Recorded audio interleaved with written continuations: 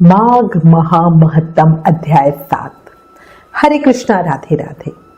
माघ मास की बड़ी भारी महिमा है। चारों युगों में अलग अलग प्रभाव हुए हैं।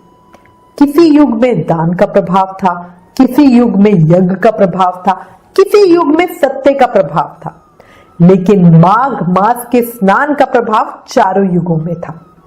इसलिए माघ के इस पावन महीने में शुभ कर्म अधिक से अधिक करके पुण्य अर्जित करते रहो। बहुत पावन महीना है, ऐसे खाली मत जाने देना। और आप पर श्री कृष्ण की साक्षात कृपा है, तभी आप ये माघ महत्तम सुन रहे हो। अब हम ये अध्याय शुरू करेंगे। सबसे पहले गणेश जी महाराज और अपने गुरुदेव को याद करेंगे और फिर माघ महत्तम का 7वां अध्याय सुनेंगे।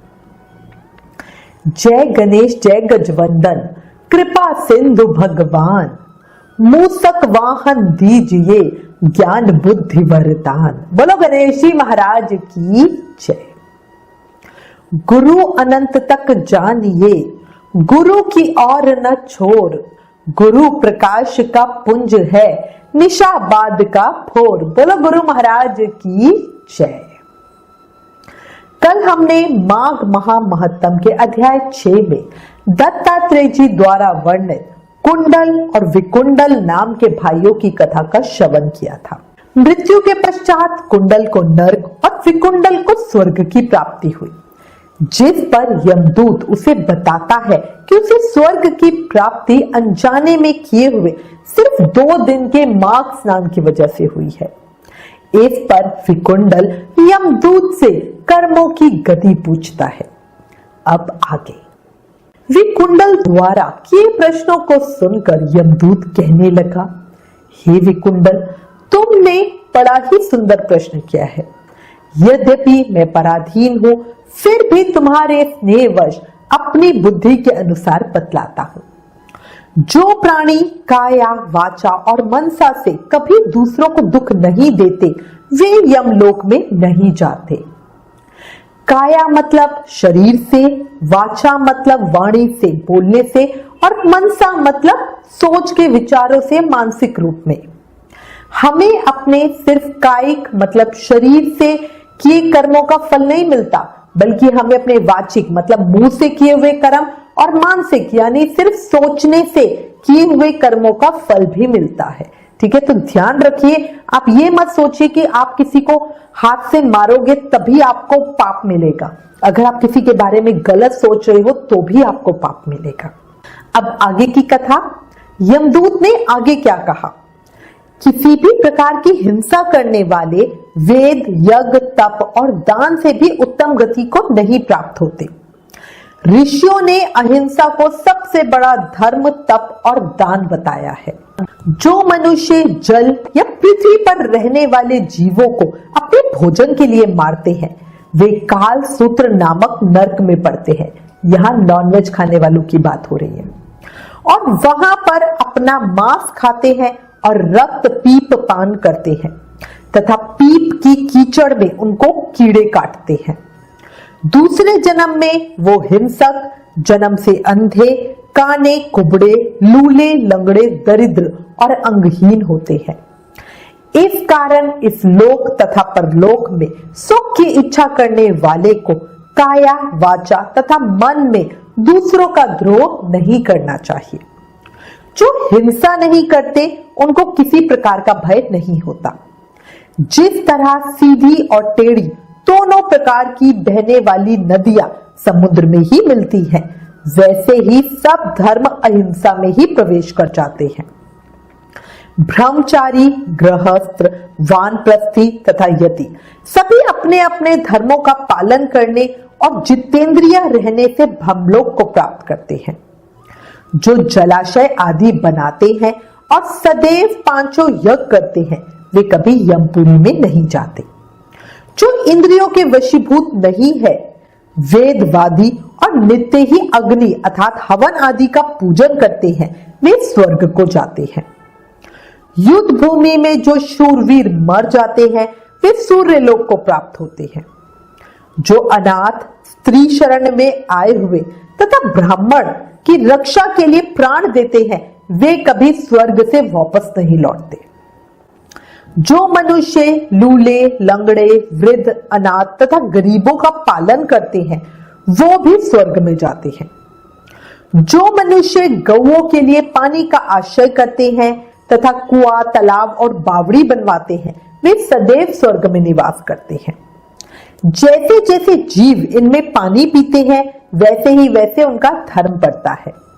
जल से ही मनुष्य के प्राण है, इसलिए जो प्याऊ आदि लगाते हैं वो अक्षय स्वर्ग को प्राप्त होते हैं।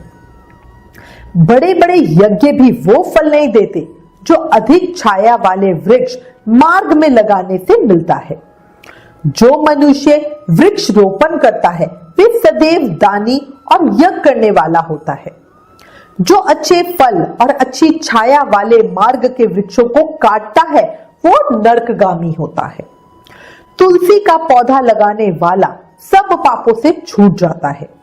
जिस घर में तुलसी वन है वो घर तीर्थ के समान है और उस घर में कभी यमदूत नहीं जाते। तुलसी की सुगंध से पितरों का चित्त आनंदित हो जाता है और वो विमान में बैठकर विष्णु लोक को जाते हैं।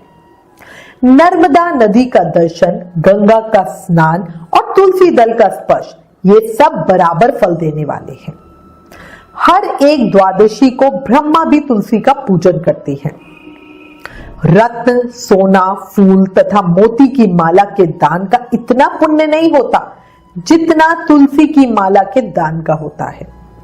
जो फल आम के 1000 और पीपल के 100 वृक्षों को लगाने से मिलता है वो फल तुलसी के एक पौधे के लगाने से मिल जाता है। पुष्कर आदि तीर्थ, गंगा आदि नदी, वासुदेव आदि देवता सब ही तुलसी में वास करते हैं। जो एक बार, 2 या 3 बार रेवा नदी से उत्पन्न शिव मूर्ति की पूजा करता है अथवा स्फटिक रत्न के पत्थर या वन में रखी हुई शिव की मूर्ति की पूजा करता है और हमेशा ओम नमः शिवाय मंत्र का जाप करता है वो कभी यमलोक नहीं जाता। शिव पूजा के समान पापों को नष्ट करने वाला तथा कीर्ति देने वाला 3 लोकों में और कोई काम नहीं है। जो शिवालय स्थापित करते हैं वे शिवलोक में जाते हैं। ब्रह्मा, विष्णु तथा शिव का मंदिर बनाकर मनुष्य बैकुंठवासी होता है। जो भगवान की पूजा के लिए फूलों का बाग लगाते हैं वे धन्य हैं। जो माता पिता, देवता और अतिथियों का सदैव पूजन करते हैं वे ब्रह्मलोक को प्राप्त होते हैं। इतना कहकर यमदूत कुछ रुका और फिर कहने लगा, हे विकुंडल, याद रखो, मध्याह्न के समय आया अतिथि मूर्ख, पंडित, वेद पाठी या पापी कोई भी हो वो ब्रह्मा के समान होता है। जो रात्रि के थके हुए भूखे ब्राह्मण को अन्न जल देता है, मध्याह्न के समय जिसके घर आता हुआ अतिथि कभी निराश नहीं जाता वो स्वर्ग का वासी होता है। अतिथि के बराबर कोई धन, संपत्ति तथा हित नहीं है। बहुत से राजा और मुनि अतिथि सत्कार से ब्रह्मलोक को प्राप्त हुए हैं। जो एक समय आलस्य से भी अतिथि को भोजन करा दे वो यम द्वार नहीं देखता। जो कोई स्वर्गलोक जाने की इच्छा रखता है वो अन्न का दान अवश्य ही करे। फिर दूत कहता है कि यमराज कहते हैं कि अन्न के बराबर दूसरा और कोई दान नहीं है। जो गर्मियों में जल, सर्दियों में ईंधन और सदैव अन्न का दान करते हैं वो कभी यम के दुख नहीं उठाते। जो अपने किए हुए पापों का प्रायश्चित करते हैं वो नरक को नहीं देखते और प्रायश्चित न करने वाला मनुष्य नरक में जाता है। जो काया, वाचा और मन से किए हुए पापों का प्रायश्चित करता है वह देव और गंधर्वों से शोभित स्वर्गलोक को जाता है। जो नित्य ही व्रत, तप, तीरथ करते हैं और जितेंद्रिय हैं वो भयानक यम को नहीं देखते। नित्य स्नान करने से बड़े बड़े पाप नष्ट हो जाते हैं और मनुष्य यम को नहीं देखता। बिना स्नान पवित्रता कैसे हो सकती है? जो मनुष्य पर्व के समय बहते जल में स्नान करते हैं वो कभी बुरी योनि नहीं पाते, ना ही नरक में जाते हैं। माघ मास में प्रातः स्नान करने वाले मनुष्यों को नियम पूर्वक तिल पात्र और तिल कमल का दान करना चाहिए। यमदूत कहते हैं कि हे विकुंडल, पृथ्वी, सोना, गौ आदि परम दान करने वाला स्वर्ग से कभी नहीं लौटता। पुण्य तिथियों और संक्रांति आदि को थोड़ा सा दान करके भी मनुष्य बुरी गति को नहीं प्राप्त होता। सत्यवादी, मौन रहने वाला, मीठा बोलने वाला, क्षमाशील, नीतिवान, किसी की निंदा ना करने वाला, सब प्राणियों पे दया करने वाला, पराये धन को तिनके के समान समझने वाला मनुष्य कभी नरक को नहीं भोगता। माघ महामहत्तम 7वां अध्याय समाप्तम। आगे की कथा कल सुनेंगे। जीवन क्षणभंगुर है, अभी है, अगले पल नहीं। मौत को सदा याद रखो और अपने अनमोल जीवन को व्यर्थ मत जाने दो। पृथ्वी लोक को दुखालय या मृत्यु लोक भी कहते हैं, है ना। यहां से मुक्ति पाने का सिर्फ एक उपाय है, अधिक से अधिक नाम जाप करो। कलयुग केवल नाम आधारा, सिर्फ नाम जाप करके भक्ति, शक्ति, मुक्ति सब मिल सकते हैं, है ना। इसलिए प्रेम से, मन से, भाव से, हर सांस के साथ हर समय जाप करते रहो। हरे कृष्ण कृष्ण कृष्ण हरे हरे, हरे Ram Ram Ram Hare Hare. Please in videos को अधिक से अधिक शेयर करके माघ मास के प्रभाव को सबको बताओ। अपने शास्त्रों का ज्यादा से ज्यादा प्रचार करो, ये भी तो एक सेवा है ना। Please like, share and subscribe. Thank you. Radhe Radhe.